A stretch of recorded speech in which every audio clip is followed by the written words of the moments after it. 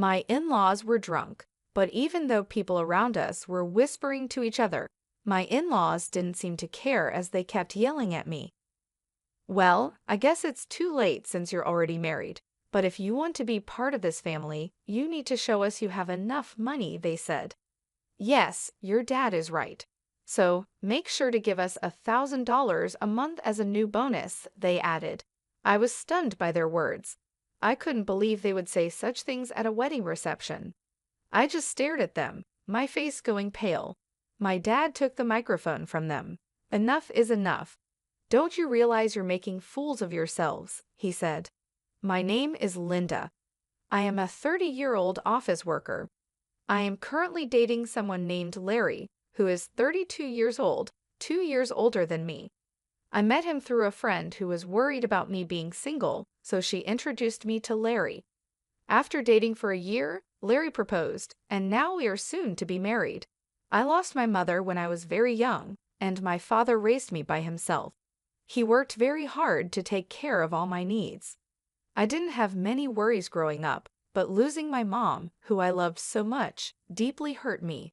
Because I lost someone I cared about so much, I was cautious with my emotions. That's why I hadn't really dated anyone since my school days. I even thought it would be okay if I stayed single forever.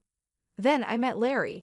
At first, I didn't feel any romantic feelings for him, even though he asked me out many times. Larry really cared about me and was always a gentleman. Slowly, I began to open my heart to him, and we started dating. He kept caring for me, and I felt very happy. He became very special to me, and I started thinking I wanted to be with him forever.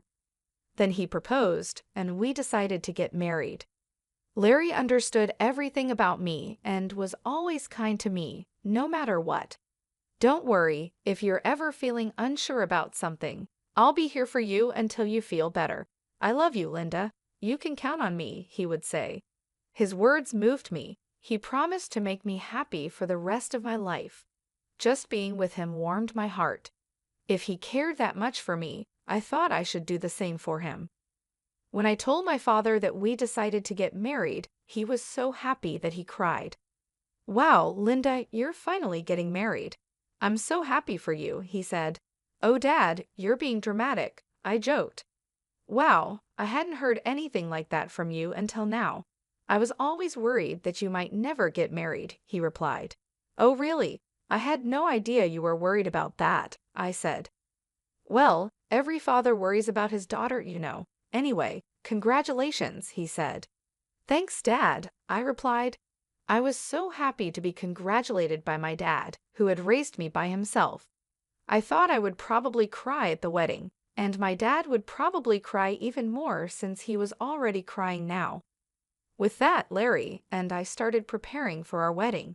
We were both busy with our jobs, so our days were very hectic.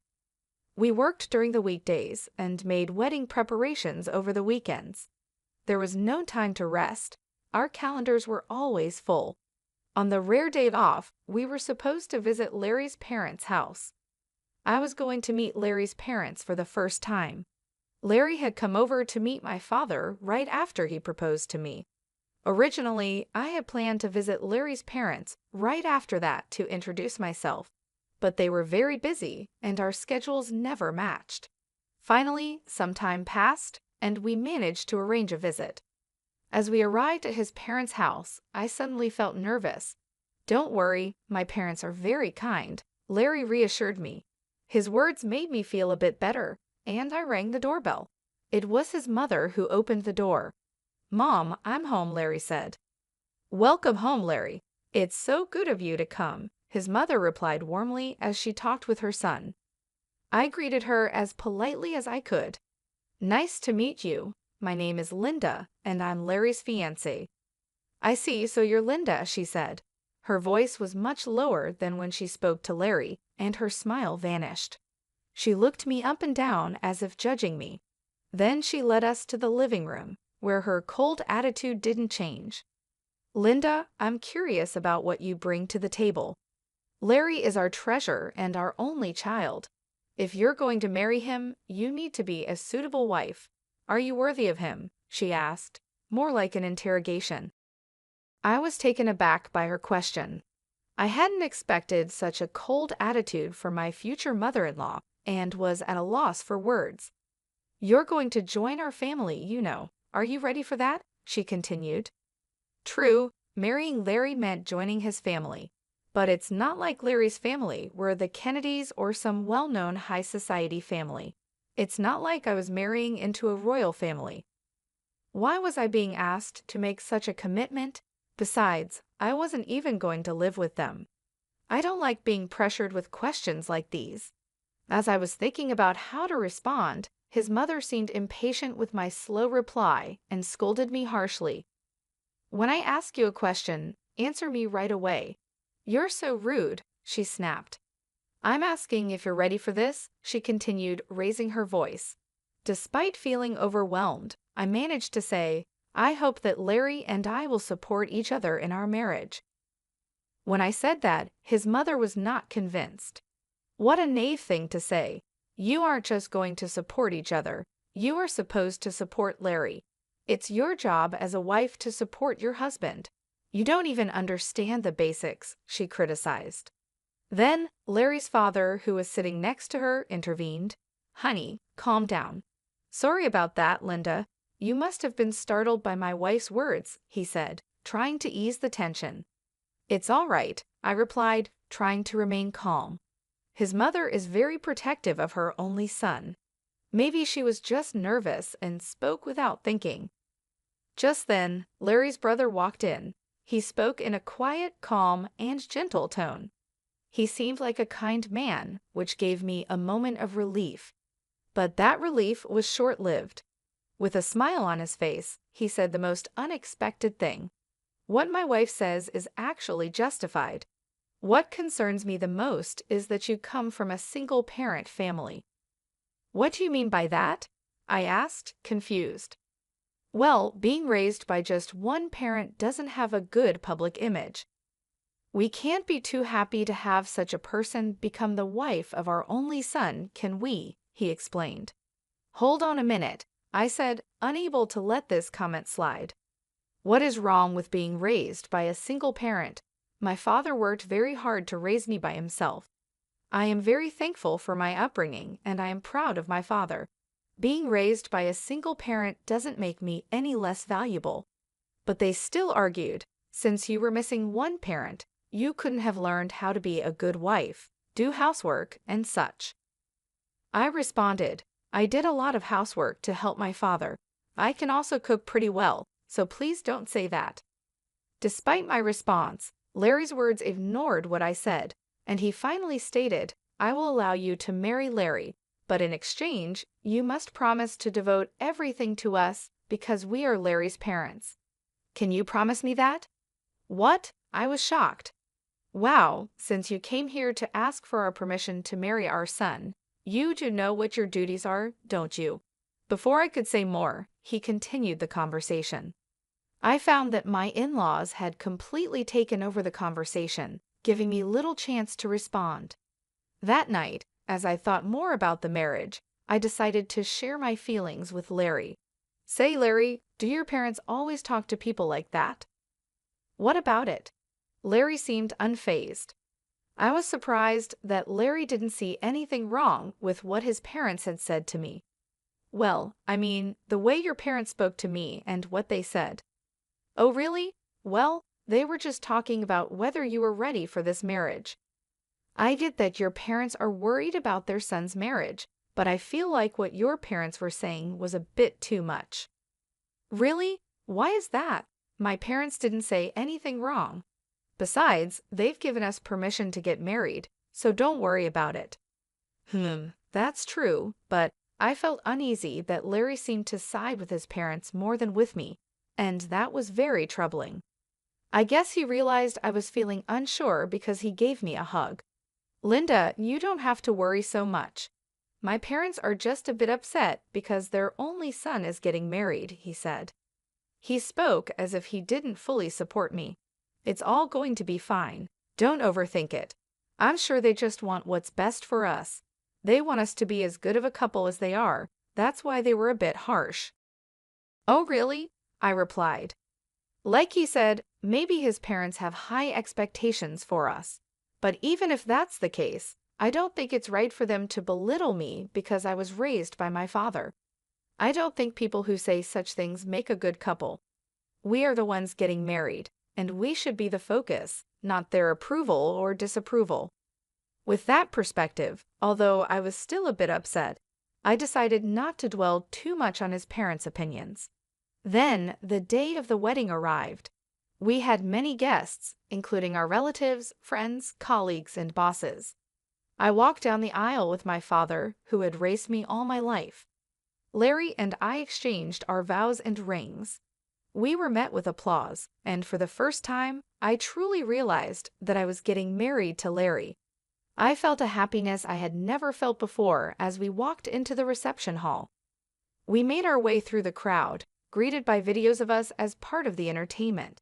It was a joyful time. I chatted with friends I hadn't seen in a while, and many people congratulated us. Despite my earlier worries about his parents, I was glad I had decided to marry Larry. I was glad we decided to have a memorable day. After the ceremony, we planned to officially register our marriage and I would become husband and wife. I cherished every moment and felt so happy. Time flew by, and soon it was time for the final part of the event.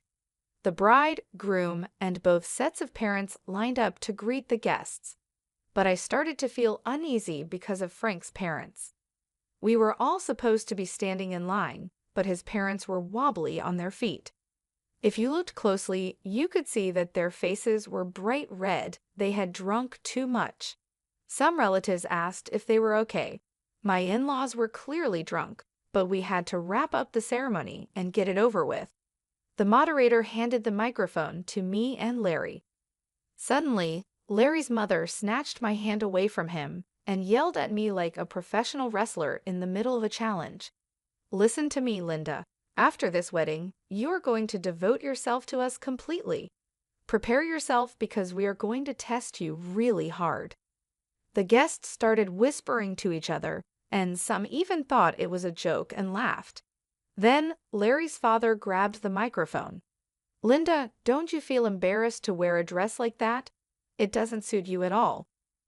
Dear, you should tell her the truth, his mother chimed in. As expected, the whispers among the guests changed in tone. I looked at Larry, hoping he would stop his father's rude comments. But Larry said he couldn't do that and that his parents weren't doing anything wrong. It became clear he would never protect me from his parents in the future.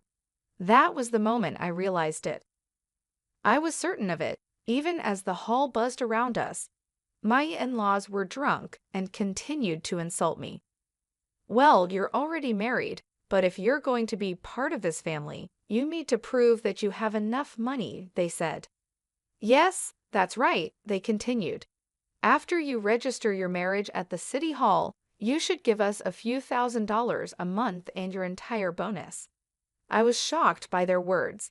I never thought they would say such things at our wedding reception. I just stared at them, feeling my face go pale. My father took the microphone from them. Enough of this. Don't you realize you're making fools of yourselves? He said, though still showing some respect. His parents glared at my father. Why are you interrupting us while we're talking? I knew this woman's father was no good. Single parents are never any good, they said. Why do they talk like this?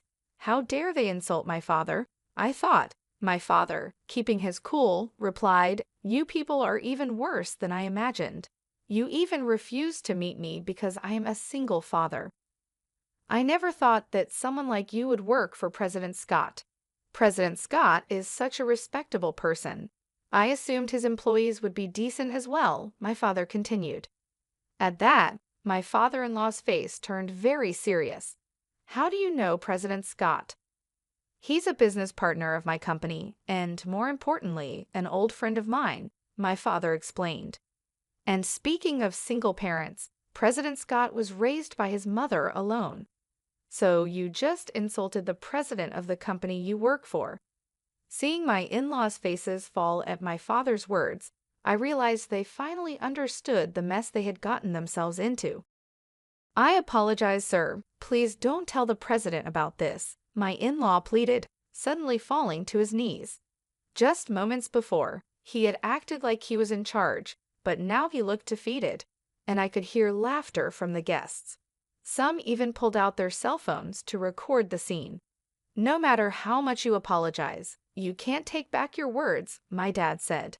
He walked over to me and asked if I wanted to go home with him. I said yes and took the microphone from Larry's hand. "Thank you for the great entertainment, but there will be no marriage," I announced to Larry and his parents. "And to everyone who attended, I will make sure to return the money you gave us for this occasion." Then I left the reception hall with my dad. I caught a glimpse of Larry and his parents looking dismayed, and soon after, his relatives rushed over with worried expressions on their faces. The place must have been in complete chaos. As I returned their money, I apologized to the guests. They all expressed sympathy for me and praised me and my dad for our actions, saying it was good that we weren't taken advantage of by such terrible people. Later, Larry's coworkers who had attended the reception must have spread the word about what happened at his company. Larry became known for having such unreasonable parents and was criticized for having a weak character. His embarrassment was so great that he resigned voluntarily. And of course, the president of my father-in-law's company found out about the incident. Larry's father was demoted and sent to an insignificant division of the company, transferred to a remote office in the countryside. I heard that Larry's family has been ostracized by all his relatives because of what happened at the wedding. While it's unfortunate, it really was their own doing, and sometimes things like that just can't be avoided. In the meantime, I've been using this opportunity to strengthen my relationship with my dad.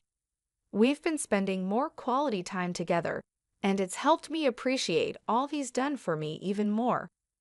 One day, he sat me down for a serious talk. "Linda, are you interested in running the business?" he asked, looking at me with a mixture of hope and seriousness. "Do you mean?" I started, a bit unsure where he was heading with this.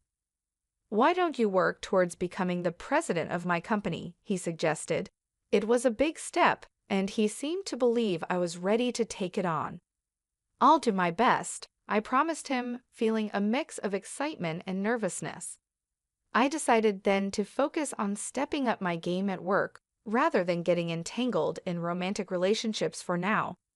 I wanted to prove to myself and to my dad that I could excel and perhaps one day be a great leader like him. Currently, I am deeply involved in learning everything I can at my dad's company. The work is challenging but fulfilling, and I'm determined to make the most of this opportunity. Reflecting on the wedding fiasco, it's clear that Larry's in-laws were quite unreasonable, turning what should have been a beautiful event into a spectacle. Thankfully, since the marriage wasn't officially registered, Linda myself in this scenario was spared from a legally binding mistake. Now, free from any marital ties, and with no looming in-law issues, I can focus solely on my career aspirations. It's a relief to know that out of a chaotic situation came a clear path forward for me. I look forward to what the future holds and am excited about the potential of leading the company. I wish myself all the best and hope that anyone watching this story can take something valuable from it. Thank you for staying till the end. Please consider subscribing if you enjoyed this story, and I hope to see you in the next video.